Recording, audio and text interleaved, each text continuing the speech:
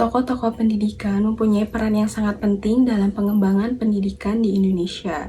Nah, tokoh-tokoh tersebut memiliki pemikiran yang bermacam-macam yang tentunya akan memberikan manfaat kalau misalnya kita mempelajarinya. Contohnya seperti pemikiran bahwa pendidikan adalah membantu manusia menjadi manusia. Selanjutnya kita akan membahas mengenai tokoh-tokoh yang berpengaruh dari Indonesia. Nah, salah satunya yang saya akan bahas yang pertama yaitu Ki Hajar Dewantara. Nah, Ki Hajar Dewantara yang sebelumnya bernama Raden Mas Suwardi Suryadiningrat lahir di Yogyakarta 2 Mei 1889. Nah, kenapa sih Ki Hajar Dewantara itu disebut sebagai Bapak Pendidikan Nasional? Karena jasa-jasanya dalam pendidikan di Indonesia.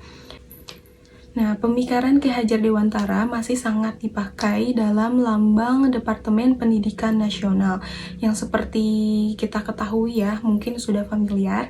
Yang pertama yaitu Ing Ngarso Sung Tulado, yang artinya bahwa seorang guru itu harus memberikan teladan yang baik kepada murid-muridnya. Yang kedua yaitu Ing Madya Mangunkurso, yang artinya seorang guru itu harus terus membuat inovasi dalam pembelajarannya. Yang ketiga, yang terakhir yaitu Tuturi Handayani yang mempunyai arti seorang guru itu harus membangkitkan motivasi untuk terus mendorong anak didiknya untuk terus maju, berkarya, dan berprestasi. Nah, Ki Hajar Dewantara ini tuh mempunyai jasa-jasa dalam pendidikan di Indonesia.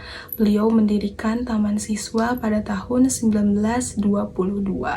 Nah, Ki Hajar Dewantara juga pernah menjabat menjadi Menteri Pendidikan, Pembelajaran, dan Kebudayaan. Nah, beliau juga pernah menjabat menjadi Wakil Ketua DPA, dan sebagainya. Dan beliau wafat pada tanggal 26 April 1959. Nah, materi selanjutnya akan disampaikan oleh teman saya, Siski. Baik, di sini saya akan melanjutkan materi yang telah disampaikan oleh rekan saya, Teh Adisti. Tokoh kedua adalah Imam Al-Ghazali. Abu Hamid Muhammad bin Muhammad Al-Ghazali adalah seorang filsuf dan teolog Muslim Persia yang dikenal sebagai Al-Ghazali di dunia barat abad pertengahan. Pendidikan dan pengajaran menurut beliau adalah merupakan penyebab manusia memperoleh derajat yang tinggi di antara makhluk ciptaan lainnya di bumi. Manusia menjadi terhormat karena memiliki ilmu dan amal. Yang ketiga adalah Ahmad Tafsir. Menurut beliau, tasawuf di kalangan orang Syiah kuat sekali dikarenakan dengan pemikiran filsafat juga kuat. Pikiran orang Syiah memang agak ganjil. Fikih Syiah terkadang rasional, terkadang sangat kaku. Beliau juga berpendapat bahwa bagian-bagian keislaman dan keluasan bidang kajiannya memang terdapat dari Syiah. Agak berat rasanya mempertanggungjawabkan pertanyaan ini, tetapi memang kenyataannya demikian seperti itu. Orang Syiah mempunyai kajian yang lebih luas daripada orang Sunni. Sekian dari saya yang akan dilanjutkan oleh pemateri selanjutnya, Kang Rizal. Baiklah, saya akan melanjutkan pembahasan selanjutnya yang telah disampaikan oleh rekan saya, Teh Siski. Selanjutnya adalah Paulo Freire.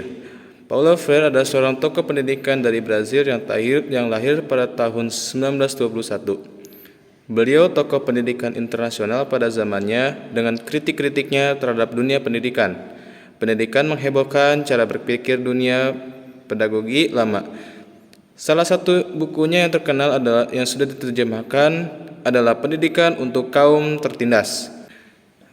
Beliau juga sejak SD sudah memiliki tekad yang luar biasa, yaitu untuk berkuliah di universitas lokal, mulai dari sarjana S1 sampai S3. Dia mengambil jurusan hukum, ilmu filsafat, dan psikologi. Gagasan-gagasan pendidikan yang diinspirasi oleh kehidupan mengajar istrinya waktu saat itu ialah sekolah. Sekolah menurut Paulo Freire itu untuk melatih orang untuk bekerja. Kemudian menjelaskan status seorang dalam masyarakat dan apa yang diharapkan dari mereka. Kemudian biasanya kita memerankan pentingnya pendidikan bagi masyarakat, di mana pendidikan itu sendiri di dalamnya bagaimana seandainya masyarakat itu berstruktur tidak adil, seperti itu. Kemudian pendidikan gaya kolonial. Menurut Paulo Freire, pendidikan gaya kolonial pada zaman seperti itu, sekolah merefleksikan kepentingan para penjajah.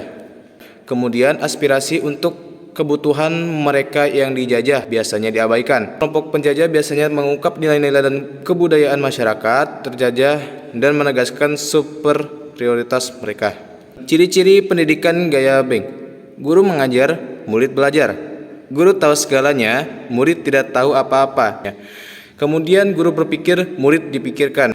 Kemudian ada lagi, guru berbicara, murid mendengarkan. Guru mengatur, murid diatur. Kemudian guru memilih dan memastikan pilihannya dan murid menuruti.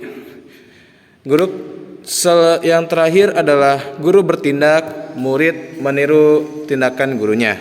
Tokoh selanjutnya adalah Benjamin S. Bloom.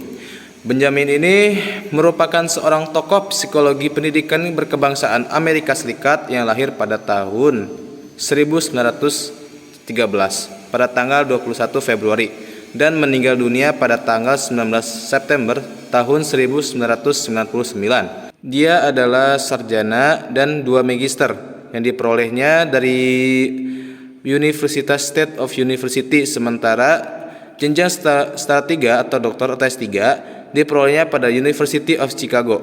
Pengembangan potensi peserta didik berdasarkan teori Benjamin terkait domain pendidikan sebagai upaya dalam mengembangkan potensi peserta didik dalam domain kognitif, psikomotorik ataupun afektif sebagaimana tergambar dalam suatu teori Benjamin dapat dipahami sebagai suatu kerangka aksiomatik yang sangat memungkinkan untuk dikembangkan sesuai dengan konteks pendidikan dan segala proses pendidikan yang di lingkupnya oleh yang dipelajarinya. Tokoh-tokoh muslim yang sangat menginspirasi tersebut ialah seperti Ibnu Rushd dalam bidang filsafat, Ibnu Sina dalam bidang kedokteran, Al-Biruni dalam bidang fisika, Ibnu Khaldun dalam bidang sosiologi, Al-Khwarizmi dalam bidang matematika, dan sebagainya. Dan yang lainnya.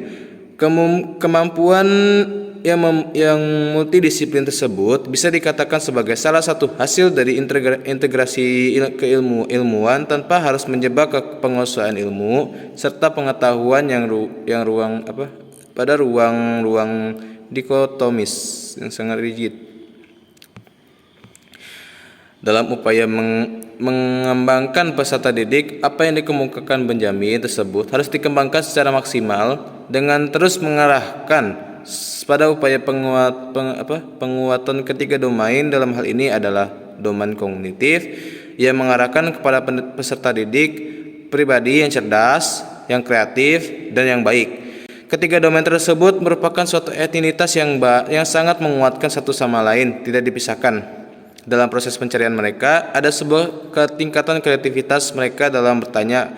Dalam hal ini, mereka masih berada dalam masa awal, maka peserta didik selalu bertanya dengan menggunakan kata tanya seperti what, who, when, where, dan how. 5W 1H seperti itu. Mungkin sekian dari kelompok 1. Mudah-mudahan ada manfaatnya dari presentasi ini. Kami mohon maaf bila ada kesalahan. Wabillahi taufiq wal hidayah. Wassalamualaikum warahmatullahi wabarakatuh.